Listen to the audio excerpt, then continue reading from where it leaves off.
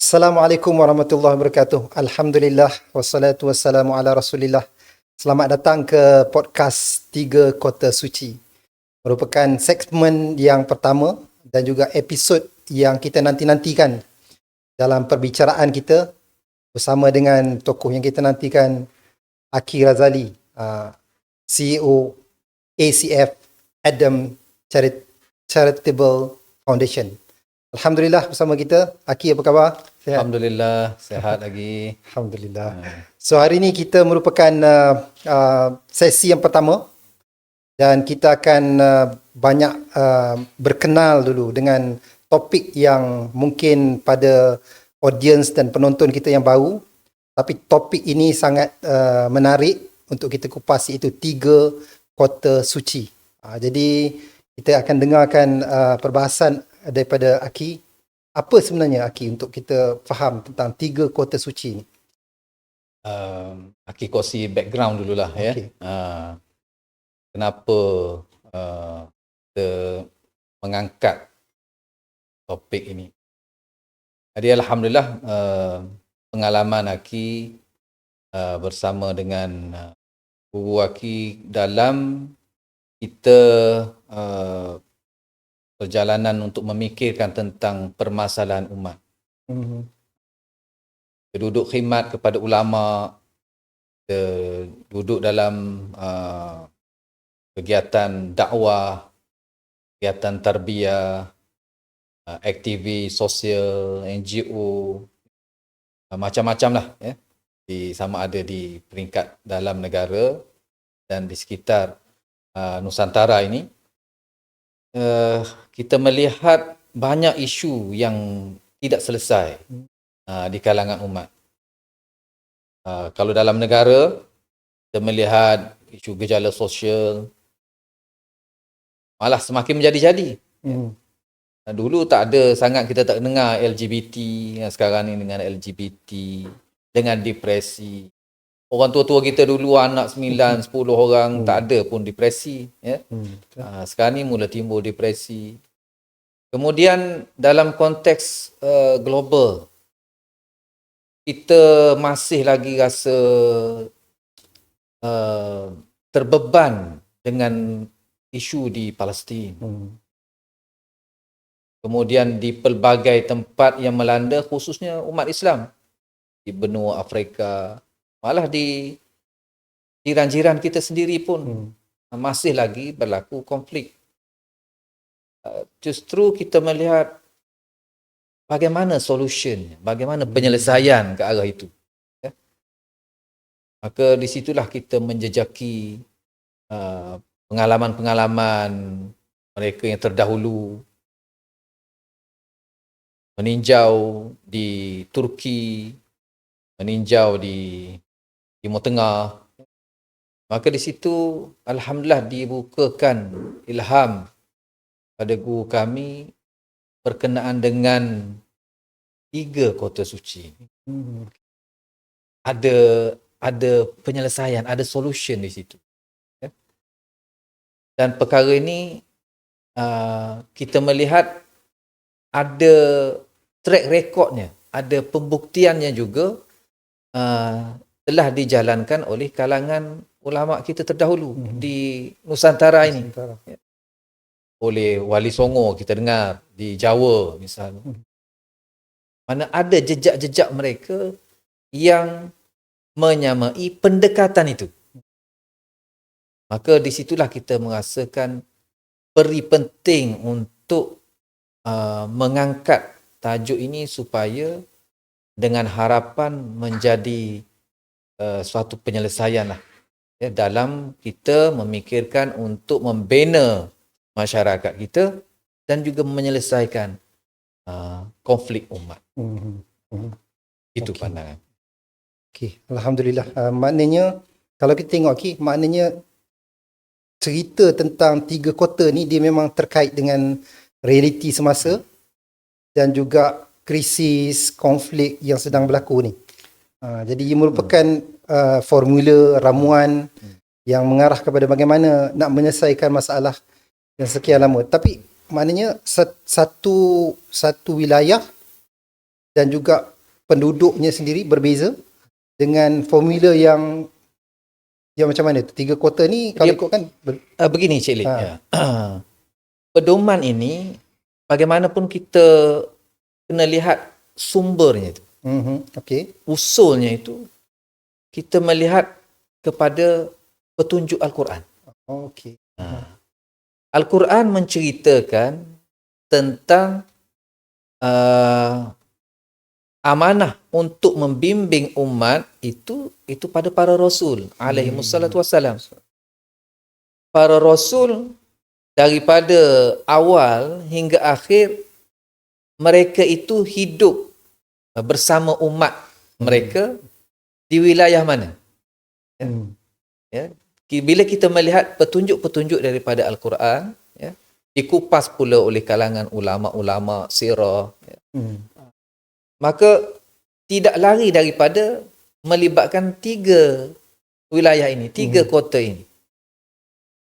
Para rasul sebelum Nabi Muhammad sallallahu alaihi wasallam itu di kalangan Bani Israel, boleh dikatakan rumah mereka, markas mereka itu adalah di Baitul Maqdis. Baitul Maqdis. Kemudian rasul yang terakhir Sayyidina Muhammad sallallahu alaihi wasallam pula kotanya adalah di kota Mekah dan kota Madinah. Ya. Di situ ada pedoman-pedoman, petunjuk yang penting dalam pengalaman untuk membina umat, membina insan. Ada ceritanya di situ. Cerita di Mekah, ya, ada cerita Rasul dengan umatnya di Mekah, ada cerita Rasul dengan umatnya di Madinah, ada cerita Rasul dan Nabi-Nabi di Baitul Maqdis. Apa ceritanya, apa model pelajarannya, itu yang kita nak tengok. Faham. Alhamdulillah. Okey, dah nampak sebenarnya, kita dah mula nampak bila kita gali balik latar belakang dan sejarah tu, asal punca orang kata kerangka lah, naratif sebenarnya cerita tu memang terkait dengan kita. Cuma kita nak tanya relevannya lah, keterkaitannya itu. Kalau kita tengok sejarah Rasul dan juga Nabi Muhammad sallallahu alaihi wasallam tu, jarak dia dengan kita tu dan wilayah yang Nabi sendiri hadapi masyarakatnya pada ketika itu dengan hari ni, realitinya sangat berbeza. Apakah relevannya, boleh kita nak tampilkan formula tu pada satu perkara penting, kita semua meyakini bahawa Al-Quran itu relevan sepanjang masa. Petunjuk daripada Al-Quran itu relevan sehinggalah mananya menjadi pedoman kepada kehidupan kita di dunia dan keselamatan, kesejahteraan kita di akhirat. Ya. Jadi itu asas kerelevanan itu. Maknanya pasti kita percaya, kita yakin di situ ada pedoman besar daripada Al-Quran.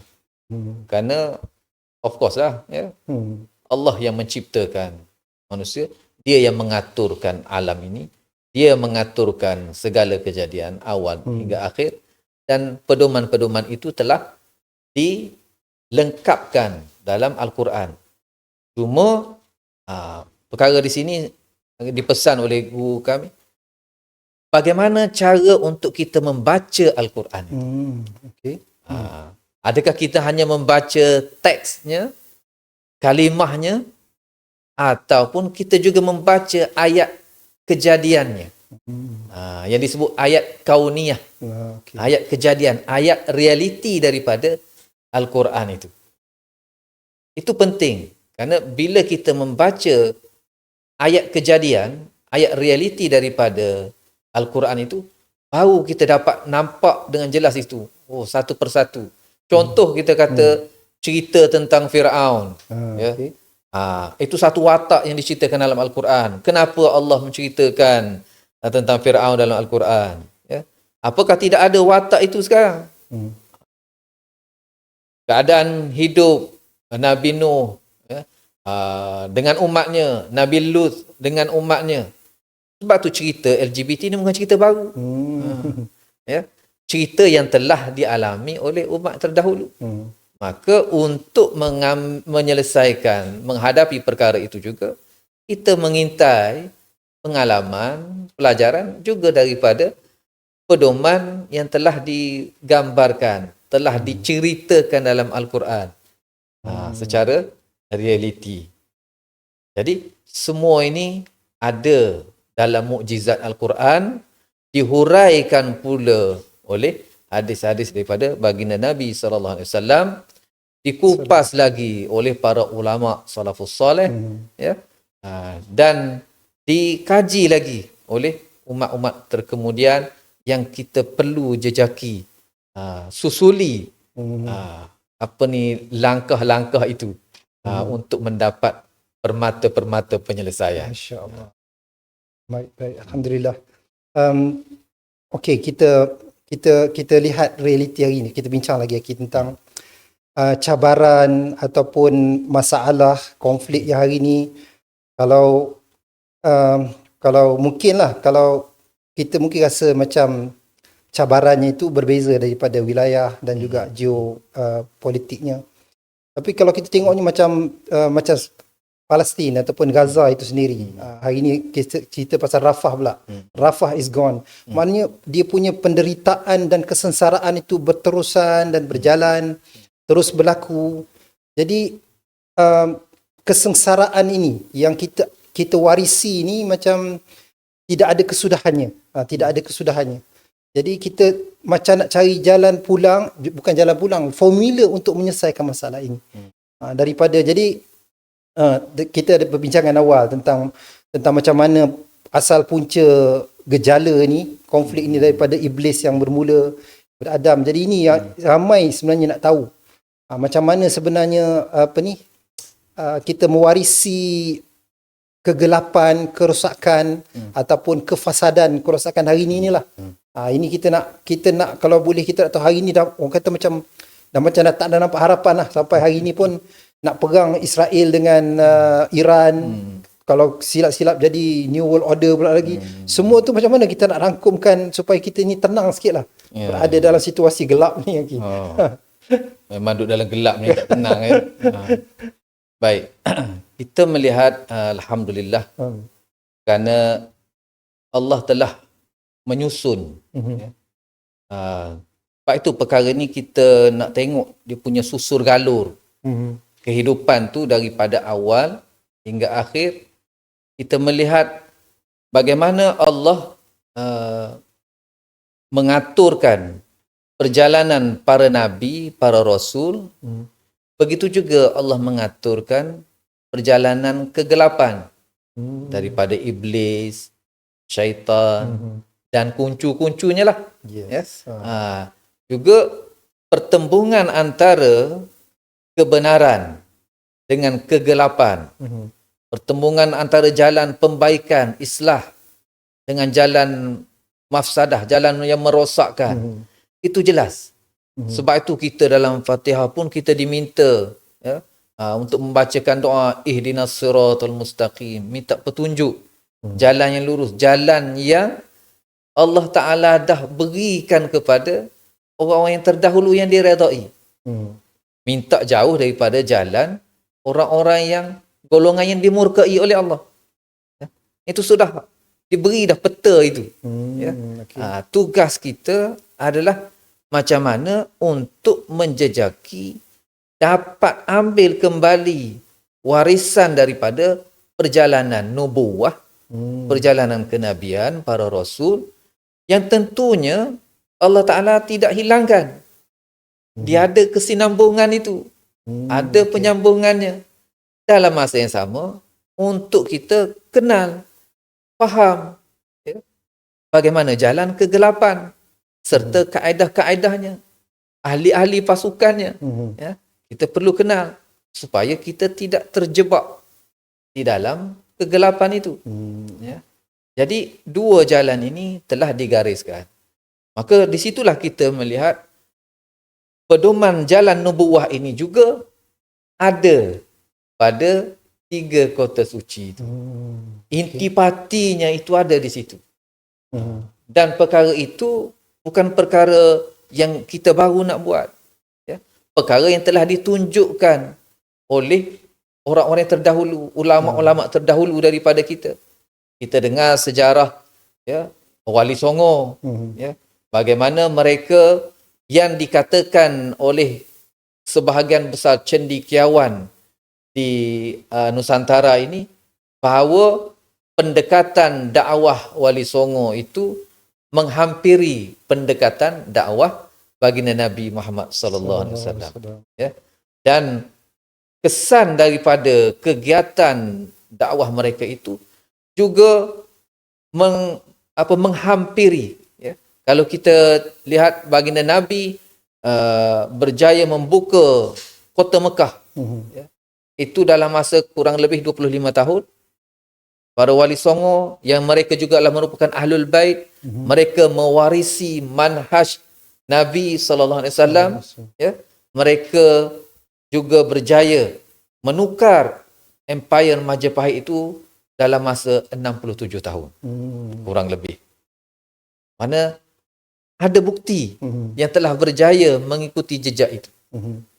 Jadi inilah yang kita nak melihat, yang kita nak turuti, apa yang telah terbukti berjaya dalam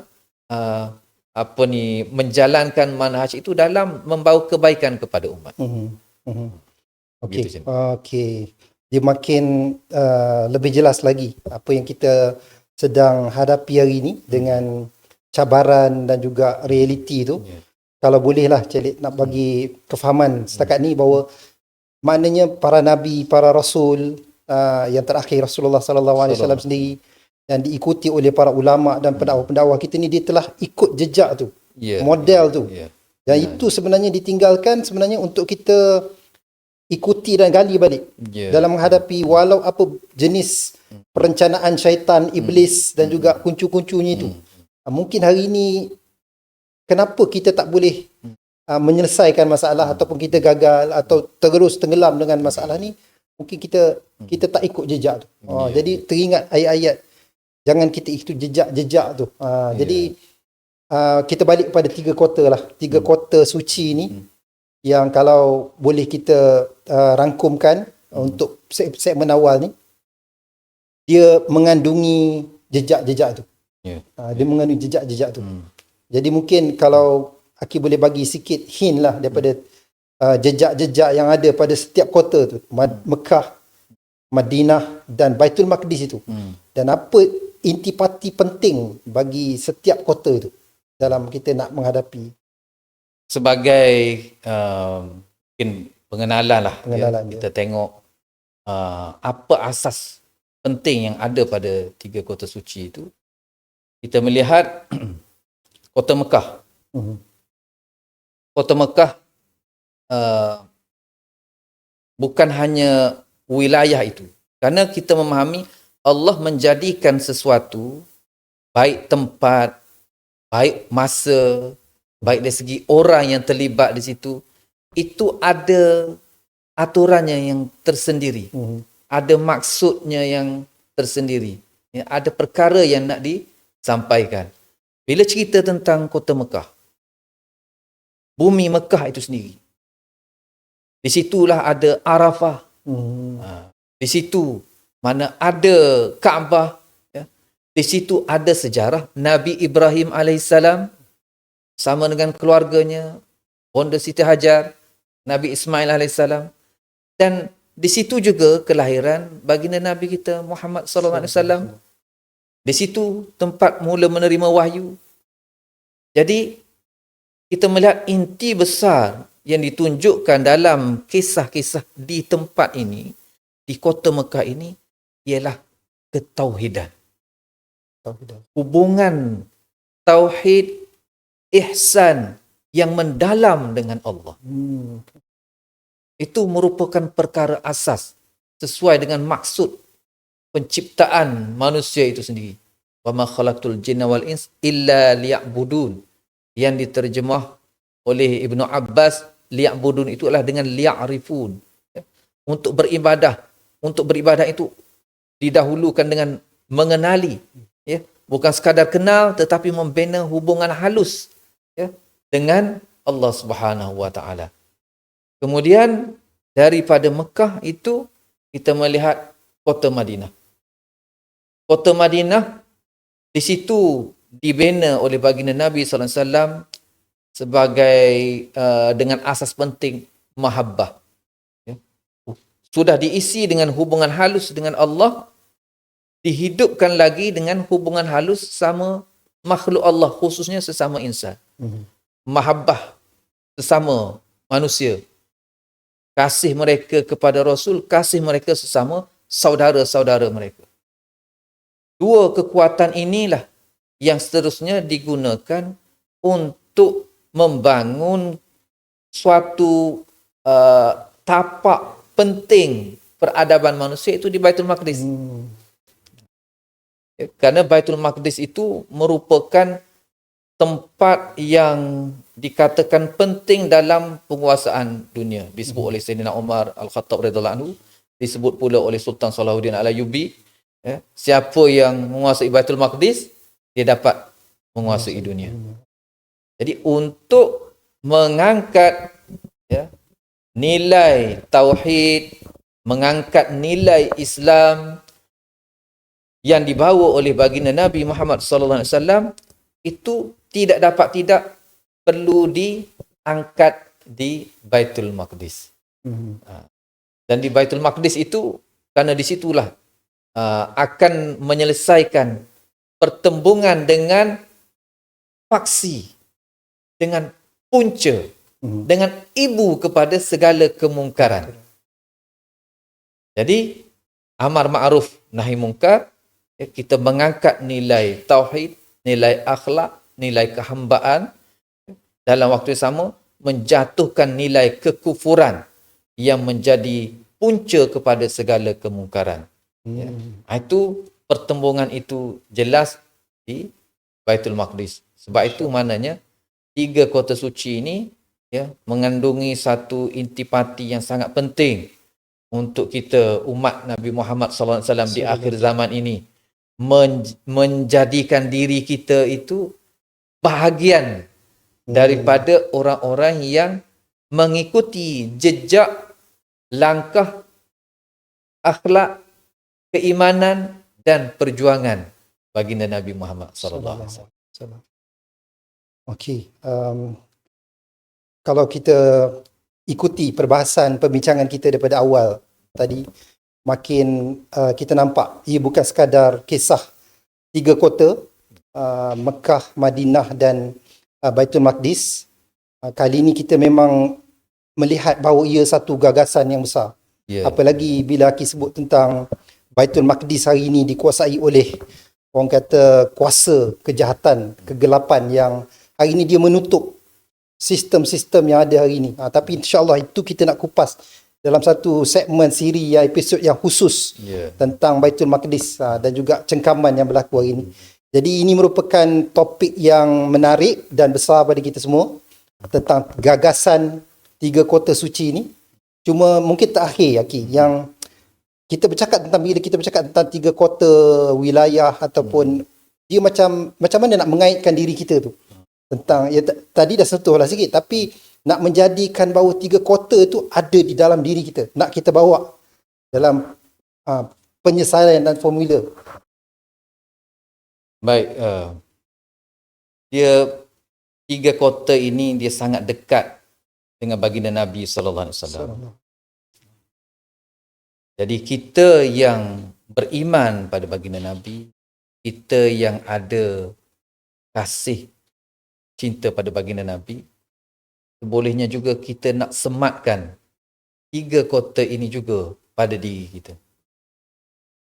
Kalau tauhid, kalau Mekah itu mengajarkan kepada kita tauhid, ihsan, hubungan halus dengan Allah, seolah-olah maknanya kita sentiasa berinteraksi dengan Allah, maka kita nak jadikan rohani kita itu seperti kota Mekah.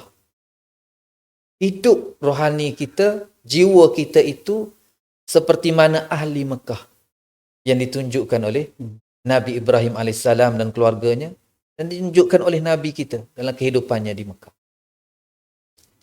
Dan kita nak jadikan kolbu kita, hati kita, perasaan kita seperti mana perasaan Ahlul Madinah yang dibentuk oleh baginda Nabi SAW. Dengan cinta mereka sesama, persaudaraan, sehingga kepada kasihnya untuk membangunkan sistem Islam.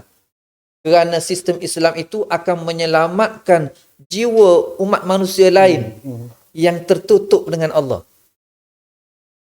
Jadi daripada situ mereka begitu terbangun untuk membina hubungan persaudaraan, membangunkan sistem-sistem Islam, syariat Islam yang indah itu, seperti mana ditunjukkan di Madinah. Mereka nak angkat lagi menjadi sistem yang dimartabatkan, dihidupkan di Baitul Maqdis yang akan menjadi pusat pentadbiran dunia. Maksudnya nak angkat lagi kesedaran yang ada dalam perasaan itu kepada akal pemikiran, supaya akal kita itu seperti disematkan dengan pemikiran Baitul Maqdis. Dan bila setiap diri kita, masyarakat kita, ahli keluarga kita, sahabat handai kita, dalam pemikiran mereka ada Baitul Maqdis, dia tidak akan jadi perkara bermusim. Cerita Baitul Maqdis, cerita Madinah, cerita Mekah ini tersemat dalam diri, barulah di situ Allah Ta'ala akan menyediakan perubahan yang seterusnya. Bila kita sudah menyediakan perubahan awal, berubah pemikiran, berubah perasaan kita, Allah Ta'ala akan menyediakan perubahan yang berikutnya pula. Seperti mana dalam firman Allah, Inna Allah la yughayyiru ma biqaumin hatta yughayyiru ma bi anfusihim. Kita mengharapkan dengan usaha untuk menyedarkan masyarakat kita tentang 3 kota suci ini akan menjadi satu perubahan awal untuk Allah Ta'ala menyediakan kepada kita perubahan seterusnya sampailah kepada waktunya nanti yang selayaknya untuk Allah Ta'ala bukakan, bebaskan kembali Baitul Maqdis untuk Islam. Amin, amin ya rabbal alamin. Itulah sangat jelas hari ini kita nampak daripada awal 3 kota suci yang kita bicarakan dalam bentuk sejarah. Ada juga ibrah, ustaz-ustaz asatizah kita bercerita. Tetapi kita nak panjangkan lagi, kita nak masuk jauh lagi apabila kita nak sambungkan, ada kesinambungan rupanya di antara Mekah, Madinah dan Baitul Maqdis itu. Dia tidak terputus dan terhenti. Bahkan Nabi dah tunjuk setiap satu tu ada pengkisahan, ibrah dan makna pada perjalanan diri kita lagi. Alhamdulillah. Dan inilah merupakan segmen kita yang pertama, episod pertama kita dalam kupasan dan perbahasan. Mudah-mudahan dengan penonton ataupun mereka yang bersama dalam sesi podcast 3 Kota Suci ni akan mendapat satu pencerahan dan kesedaran baru dalam kehidupan kita. Dan untuk makluman semua, kami dan juga apa Aki pun dah sebut pada awal lagi, bahawa kami bukanlah berbicara sebagai tokoh akademik dan bukan sebagai ulama pembesaraan ilmu, walaupun memang kontennya itulah, kandungannya itulah, tapi kita bercakap dari segi aktivis dan juga niat untuk mendakwahkan, menyedarkan. Boleh itu tu Aki? Kalau Aki boleh sambung. InsyaAllah, maknanya kita, kerana kita yakin di luar sana kita ada ulama, kita ada sejarawan, kita ada pakar-pakar bidang. Jadi kita melontar perkara ini untuk disambut oleh masyarakat agar kembali bangun mencari pakar-pakar bidang ini. Cari ulama-ulama, cari murabbi-murabbi, cari ahli-ahli sejarah, cari pakar-pakar bidang yang ramai sebenarnya di negara kita ini, ya, dan juga di sekitar negara kita ini, untuk kita mendalami secara lebih detail, lebih mendalam akan perkara-perkara itu. Alhamdulillah. Jadi jelas pada kita pada episod yang pertama ini sebagai introduksi ataupun pengenalan kepada 3 Kota Suci ni.